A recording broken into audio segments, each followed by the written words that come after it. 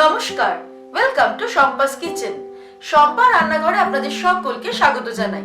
আজকে আমি হাজির হয়েছি সয়াবিন দিয়ে দারুণ টেস্টি একটা জিভে জল আনার মতো রেসিপি নিয়ে, যেটা কিন্তু আপনি ফ্রাইড রাইস অথবা রুমালি রুটির সঙ্গে সার্ভ করতে পারবেন।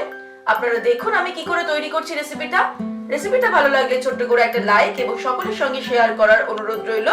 তাহলে চলুন আমরা ঝট করে তৈরি করে ফেলি সয়া চিলি বা চিলি সয়াবিন। দেশি বিদেশি বাঙালি অবাঙালি বিভিন্ন রকমের রান্না খুব সহজে বাড়িতে তৈরি করার জন্য সাবস্ক্রাইব করে নিন শম্পাস কিচেন। আর আমার সমস্ত রান্নার আপডেট সবার আগে পাওয়ার জন্য বেল নোটিফিকেশনটা ক্লিক করতে ভুলবেন না।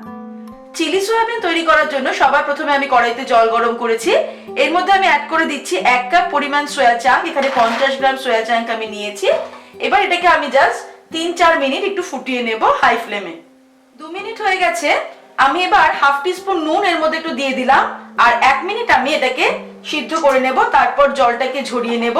খুব ভালো করে কিন্তু আমাদের জলটাকে ঝরিয়ে নিতে হবে। সয়াবিনটাকে সিদ্ধ করার পরে আমরা কিন্তু ভালো করে এটাকে 2-3 বার জল দিয়ে ধুয়ে নিয়ে জলটাকে একদম ঝরিয়ে নিয়েছি। চিপে চিপে কিন্তু জলটাকে বার করে নিয়েছি। এবার এই সয়াবিনের মধ্যে আমি অ্যাড করে দিচ্ছি হাফ টিস্পুন নুন, হাফ টিস্পুন গোলমরিচের গুঁড়ো দিলাম, হাফ টিস্পুন লঙ্কার গুঁড়ো দিলাম, তবে ঝালটা কিন্তু নিজেদের স্বাদ অনুসারে দিতে হবে। কর্নফ্লাওয়ার দিচ্ছি আমি 1 টেবিলস্পুন। কর্নফ্লাওয়ারের বদলে আপনারা ময়দা বা অ্যারারুটও ব্যবহার করতে পারেন। একটা ডিম আমি ফাটিয়ে দিয়ে দিলাম, তবে আপনারা চাইলে কিন্তু ডিমটাকে স্কিপ করতে পারেন। সেক্ষেত্রে সামান্য টক দই এর মধ্যে অ্যাড করতে হবে। এবারে আমি খুব ভালো করে একটা স্পুন দিয়ে এটাকে মাখিয়ে নেব। তারপর আমরা নেক্সট স্টেপের দিকে এগিয়ে যাব। এবারে কড়াই গরম করে তার মধ্যে আমি সাদা তেল অ্যাড করছি। তেলটা খুব ভালো মতো গরম হয়ে গেলে এর মধ্যে আমরা সয়া চাঙ্ক গুলো দিয়ে দিলাম, সয়াবিন গুলো।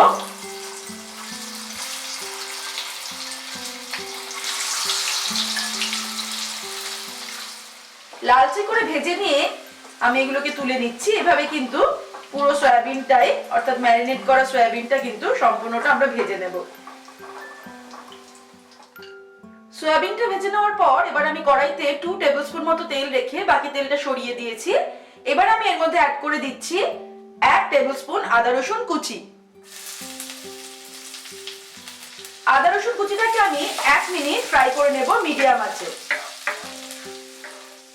এবার এর মধ্যে আমি দিয়ে দেব পেঁয়াজ, 2টো মাঝারি সাইজের পেঁয়াজ আমি খোলাগুলোকে ছাড়িয়ে নিয়েছি। প্রথমে 4 টুকরো করে কেটে খোলাগুলোকে আমি হাত দিয়ে ছাড়িয়ে নিয়েছি। পেঁয়াজটা দেওয়ার পর আমি আরো 1 মিনিট এটাকে ফ্রাই করে নেব। আঁচটা কিন্তু মিডিয়ামেই রেখে আমি ফ্রাই করছি।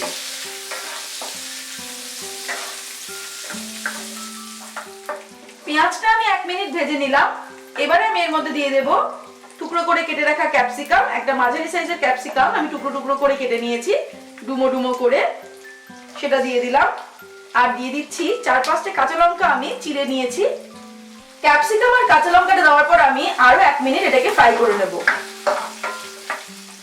এবার আমি এর মধ্যে দিয়ে দেব half teaspoon red chilli powder, half teaspoon নুন দিলাম, আরো হাফ টিস্পুন গোলমরিচের গুঁড়ো দিলাম, তবে ঝালটা কিন্তু নিজেদের স্বাদ অনুসারে দিতে হবে। টমেটো কেচাপ দিচ্ছি 2 টেবিলস্পুন আর 1 টেবিলস্পুন আমি সয়া সস দিয়ে দিলাম, ডার্ক সয়া সস। ভালো করে মিশিয়ে নেব। ফ্লেমটা কিন্তু মিডিয়ামে রেখে আমি রান্নাটা করছি। আর এর মধ্যে এবার আমি একটু দিয়ে দিচ্ছি জাস্ট 1/4 কাপ জল। জলটা কিন্তু একদমই অল্প দেব।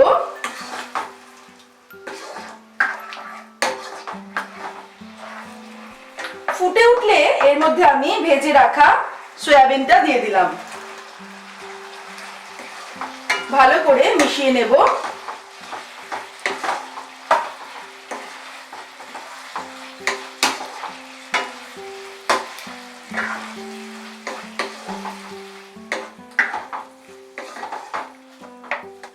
এবারে আমি 1 টিস্পুন কর্নফ্লাওয়ার 2 টেবিলস্পুন জলে গুলে রেখেছি সেটা এর মধ্যে দিয়ে দিলাম।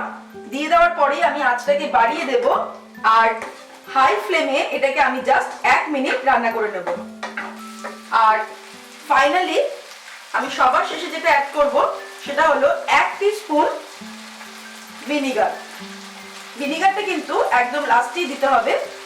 1 টিস্পুন ভিনিগার দিয়ে আমি এটা নাড়তে নাড়তে জাস্ট 1 মিনিট রান্না করে দিচ্ছি।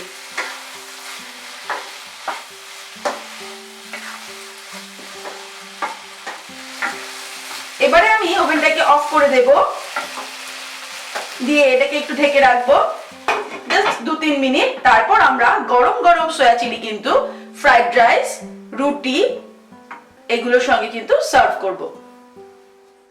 তৈরি হয়ে গেছে আমাদের আজকে স্পেশাল রেসিপি সয়া চিলি।